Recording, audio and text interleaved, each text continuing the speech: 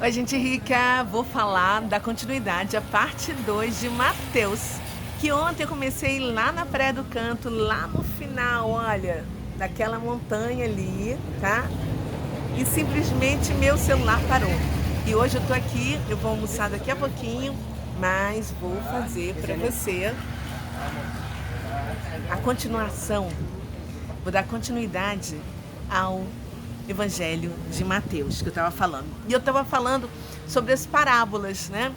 A parábola dos trabalhadores da vinha, do banquete de casamento, das 10 virgens, a parábola dos talentos. Essas histórias eram assim acontecimentos do dia a dia, entendeu? Onde eles assim mostravam fatos dentro dos contextos, com assim uma conexão direta com a realidade daquele momento. Ou seja, Mateus escreve histórias e costumes judeus na pesca, nos hábitos caseiros do povo, né? E aí, depois disso, Mateus descreve assim o discurso de Jesus sobre o reino e mostra o quanto o profeta Isaías estava certo quando predisse a sua morte de forma sofrida. Nós já estudamos o profeta Isaías, tá? E temos um vídeo dele aqui. E Mateus fala assim dos sinais da vinda de Yeshua em breve. Para receber honra é preciso servir. Simples assim, né?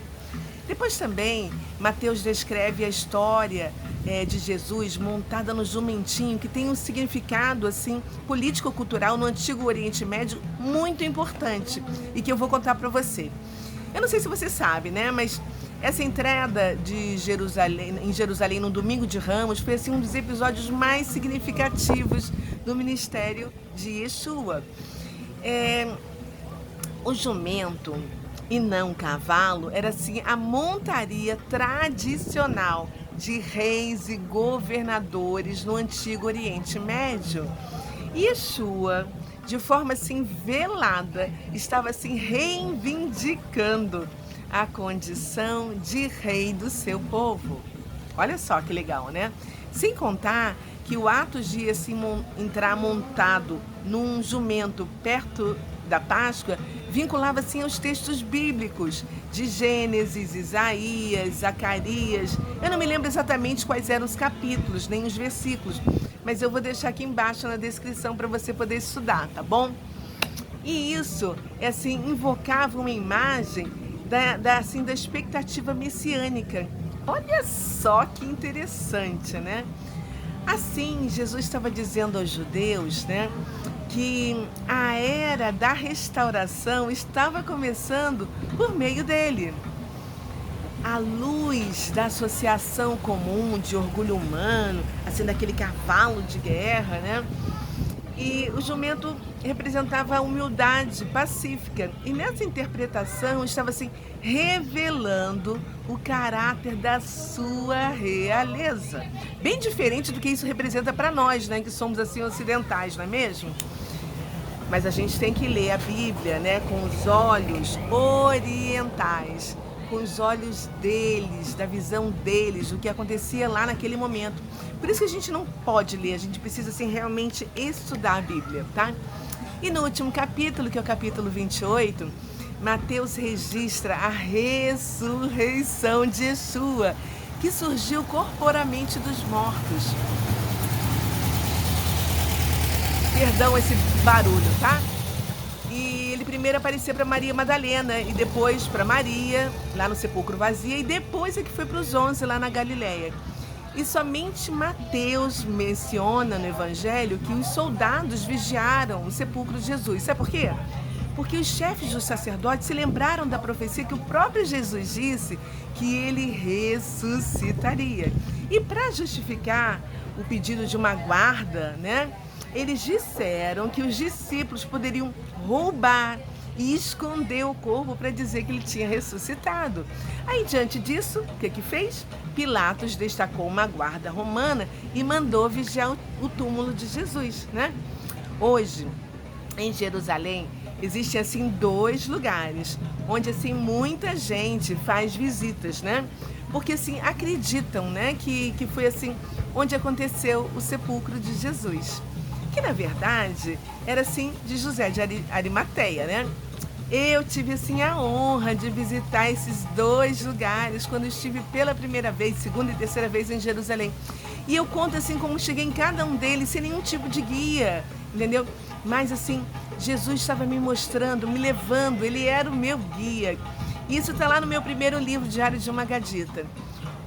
Está assim dentro da igreja do Santo Sepulcro, que foi assim uma igreja construída por Constantino, quando ele ordenou a remoção do templo que foi erigida pelo imperador Adriano para Júpiter e para Vênus.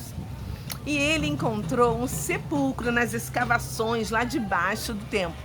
E a tradição cristã local alegava assim que aquele era o lugar do sepulcro de Jesus. Hoje essa igreja se encontra dentro da cidade fortificada e é linda, maravilhosa, grandiosa, gente. É muito bonita e vale a pena você visitar a Igreja do Santo Sepulcro, tá? Lá em Jerusalém. E o outro lugar fica assim do lado de fora e é conhecido como Jardim do Sepulcro. E fica assim numa montanha conhecida com o nome de Gólgota, que significa em hebraico Calvário, ou caveira. E o próprio morro tem uma caveira que eu fotografei e eu já postei também. E fica assim a 250 metros, assim, em frente ao portão de Damasco. Você sai do portão de Damasco, atravessa a avenida, que são duas ruas, uma que vai e outra que vem, entendeu? De mão dupla. E você segue em frente, você já chega lá. Esse lugar ele foi sugerido pelo renomado herói do exército britânico, Charles Gordon, quando ele visitou Jerusalém em 1800, eu acho que 83, entendeu? Gente, eu tive nesses dois lugares, mas sabe o que eu senti no coração, que o anjo falou comigo? Não importa o lugar, não se prenda a venerar lugares. Jesus ressuscitou, está vivo, não está mais lá. Pegue a sua cruz e siga Yeshua. Uau, gente, eu fico assim arrepiada quando eu me lembro desse momento, gente. Vamos voltar para o livro de Mateus, tá? E aí Mateus continua contando, né, que depois de encontrar os 11 discípulos na Galileia, lá no monte, né, que Jesus tinha indicado para eles, né, ele ordena a grande comissão. Vão, ide e façam discípulos de todas as nações, batizando-os em nome do Pai, do Filho e do Espírito Santo, ensinando-os a obedecer a tudo que eu ordenei a vocês. E eu estarei sempre com vocês até o final dos tempos. E assim termina essa mensagem de Jesus linda. Jesus quer acrescentar o meu nome e o seu nome nessa lista dos discípulos que Mateus coloca com o nome de todos eles, né, no Evangelho.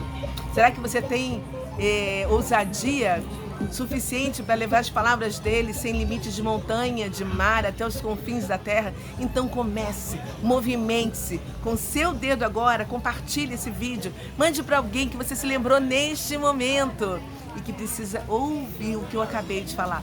Não retenha a mensagem nem a palavra, mas faça o ídolo do Senhor e que Ele nos sustente e nos livre de todo o mal. Amém. Um beijo no seu coração, vou ficar por aqui, eu vou almoçar agora e até o próximo vídeo. Olha que visual lindo que eu vou mostrar para você aqui agora, olha.